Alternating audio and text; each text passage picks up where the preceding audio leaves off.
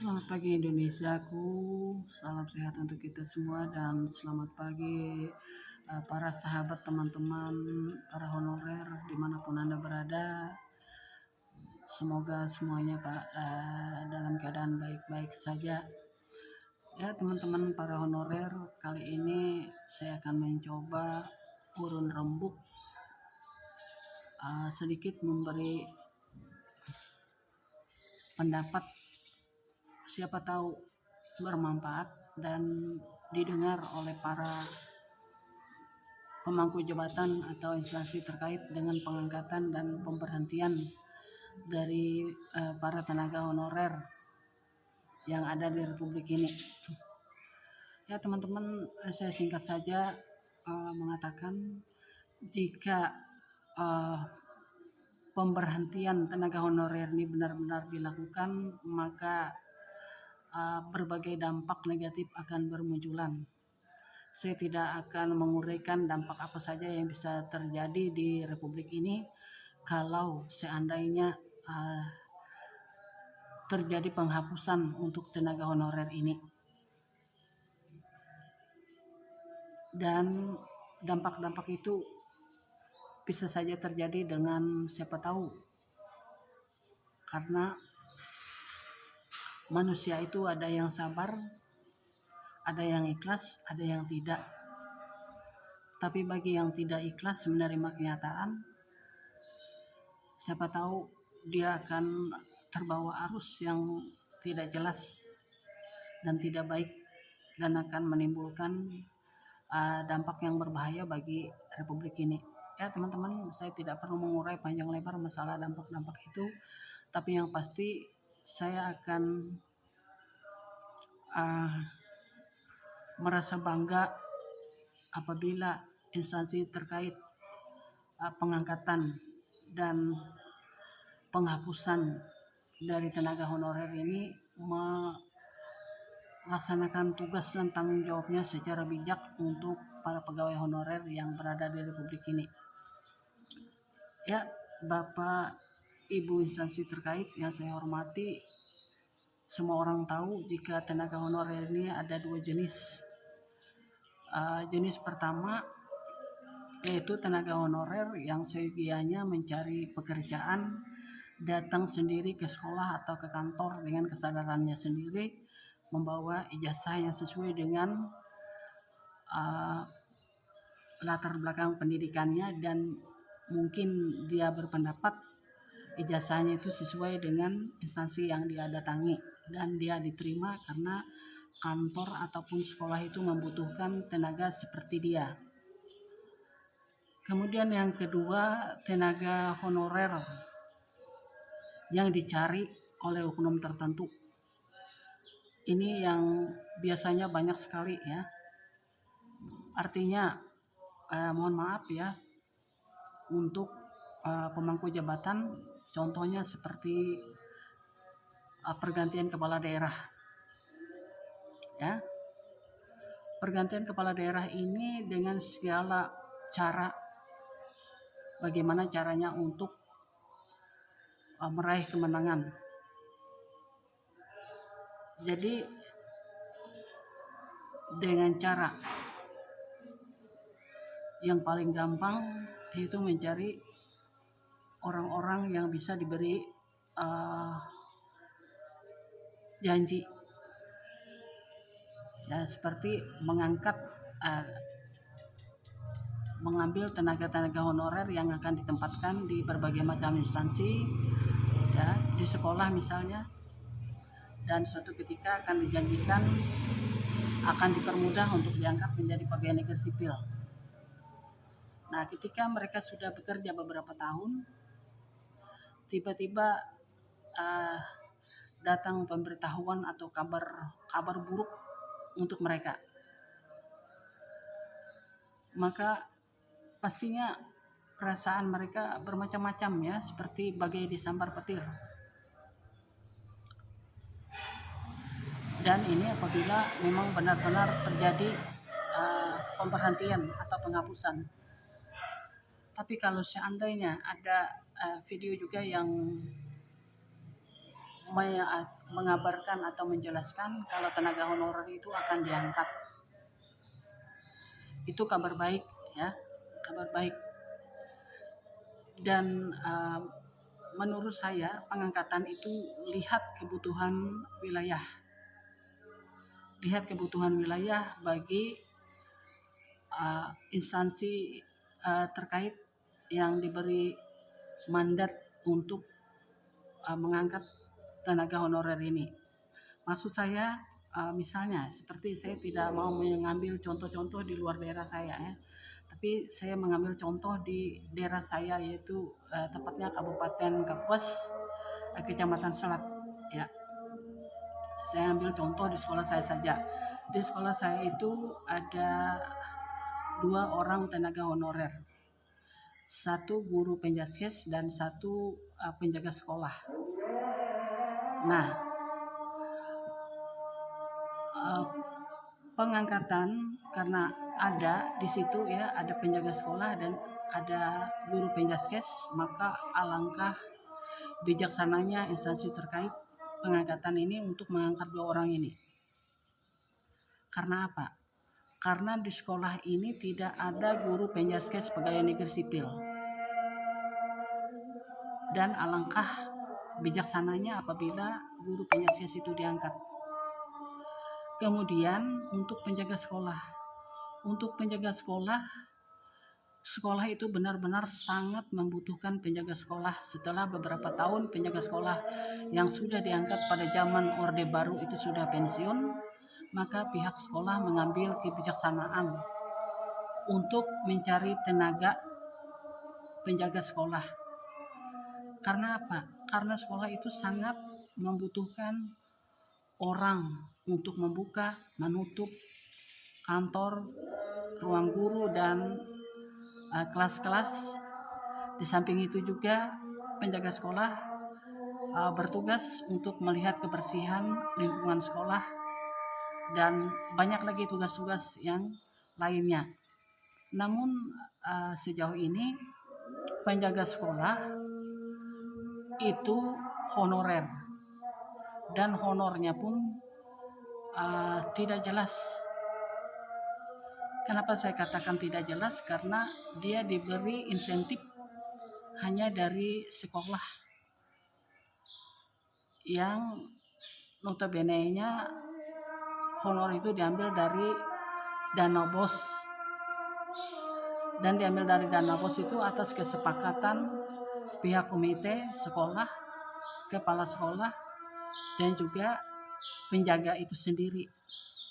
Tidak seberapa honor yang diberikan untuk penjaga sekolah. Dan ini alangkah sedihnya apabila sepanjang umurnya penjaga sekolah itu tetap mendapat honor dari dana BOS yang sedikit saja.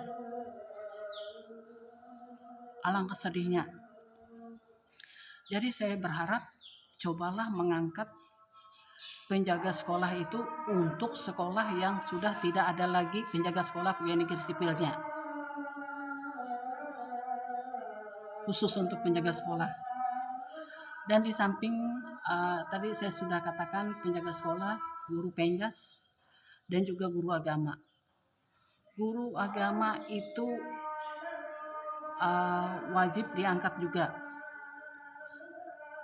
karena para senior guru-guru agama angkatan kami itu sudah banyak yang pensiun. Jadi kalau ada honorer di sekolah itu, honorer mengajar agama, baik agama Kristen maupun agama Islam, itu alangkah bijaksananya pihak instansi terkait, pemerintah yang berhubungan dengan pengangkatan pegawai negeri sipil atau tenaga honorer itu menjadi pegawai negeri sipil penuh untuk mengangkat mereka. Itu maksud saya. Kemudian untuk guru-guru kelas. Untuk guru-guru kelas kami angkatan 80-an, yaitu angkatan Orde Baru zaman Pak Harto, dan tidak lama lagi akan pensiun. Ada banyak guru senior di wilayah Kabupaten Kapuas ini, wilayah Kecamatan Selat khususnya, tempat saya ini akan pensiun. Dan alangkah bijaksananya pihak instansi terkait untuk mengangkat guru honorer yang berada di sekitar wilayah itu untuk mengganti kami yang akan pensiun ini. Kalau seandainya pihak instansi terkait atau pemerintah tidak mengangkat para honorer itu untuk menempatkan tempat kami yang sudah kosong ini, yang akan kosong ini, sehingga nantinya kepala sekolah akan memberi rekomendasi untuk guru-guru yang berada di luar daerah. Biasanya guru-guru PNS yang ada di luar daerah itu katanya ingin merubah situasi dan kondisi atau merubah suasana untuk mencari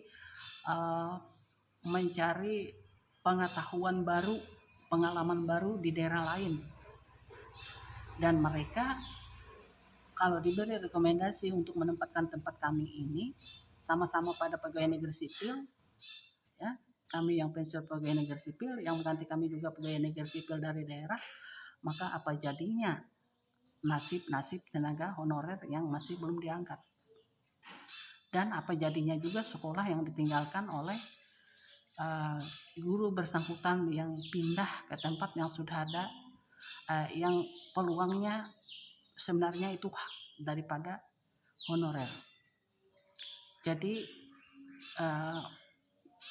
jangan sampai kepala sekolah membijaksanai atau memberi rekomendasi atau mau tidak mau mencari pegawai negeri sipil untuk mengisi kekosongan di mana kami ini akan pensiun, guru-guru senior dimanapun Anda berada atau kami berada, yang nantinya kalau tidak ditempatkan oleh atau diangkat guru honorer untuk mengganti kita ini, maka kepala sekolah akan membijaksanai atau memberi rekomendasi untuk mencari guru pegawai negeri sipil, karena tidak mungkin mempertahankan tenaga honorer karena gajinya tidak sesuai dengan tugas dan tanggung jawab, ya, karena guru kelas itu tugasnya banyak, ya. Jadi alangkah kejamnya apabila tugas guru kelas itu diberikan oleh guru honorer, diberikan untuk guru honorer yang gajinya tidak seberapa, ya. Jadi sangat bijaksana pihak instansi terkait untuk mengangkat guru honorer itu menempatkan tempat yang akan ditinggalkan oleh guru-guru senior secara bertahap. Jadi lihat saja per wilayah. Misalnya wilayah kecamatan sekolah, ada berapa sekolah yang ada di wilayah kecamatan Selat di Kabupaten Kapuas ini, dan ada berapa guru senior yang akan pensiun, dan ada berapa orang guru honorer yang statusnya guru kelas memegang semua bidang studi terkecuali agama dan penjas, maka angkatlah mereka itu untuk mengisi kekosongan. Karena kami angkatan Orde Baru, angkatan 80-an ini, ya, setiap tahunnya atau dalam 2 tahun itu sudah banyak yang pensiun, ya, dalam setahun sudah banyak yang pensiun, ya, tiap-tiap sekolah pasti ada yang pensiun. Dan berapa orang guru pensiun itu alangkah bijaksananya apabila ditempatkan oleh guru-guru honorer yang diangkat menjadi pegawai negeri sipil penuh. Ya, sekali lagi, jangan membiarkan kepala sekolah mengambil kebijakan untuk memberi informasi kepada guru-guru di luar daerah yang sudah PNS, ya, memberi peluang untuk mereka mencari atau merubah situasi untuk pindah ke tempat sekolah-sekolah yang kosong di wilayah Kecamatan Selat Kabupaten Kapuas ini. Begitu juga dengan wilayah-wilayah lain, ya. Jadi kesimpulannya tadi, lihatlah wilayah, ya. Di sekitar wilayah itu ada berapa sekolah, ada berapa guru senior, ada berapa guru honorer, maka persiapkanlah guru honorer itu untuk mengambil tempat para senior guru-guru yang akan pensiun ini. Berikanlah mereka kepercayaan untuk mempercayai pemberitahuan kepastian yang akan mereka dapatkan secara bertahap. Begitu juga dengan guru agama, guru penjas, dan juga penjaga sekolah. Saya sangat berharap sekali karena saya tahu penjaga sekolah itu sangat dibutuhkan di sekolah. Jangan biarkan mereka menjadi penjaga sekolah hanya sekadar mendapat upah dari dana bos. Tapi berikanlah mereka hak penuh sebagai pegawai negeri sipil penuh. Karena tenaga mereka sangat dibutuhkan. Membantu kepala sekolah, membantu guru-guru, membantu sekolah. Ya teman-teman dimanapun Anda berada, demikian yang dapat saya sampaikan. Semoga nasib teman-teman honorer tidak begitu parah dan akan diberi hak sesuai dengan apa yang diharapkan oleh teman-teman. Dan juga terima kasih untuk instansi terkait dan para pemangku jabatan. Kami sangat mengharap kebijaksanaannya untuk tenaga honorer ini. Salam sehat dari Kabupaten Kapuas, Kalimantan Tengah. Selamat siang.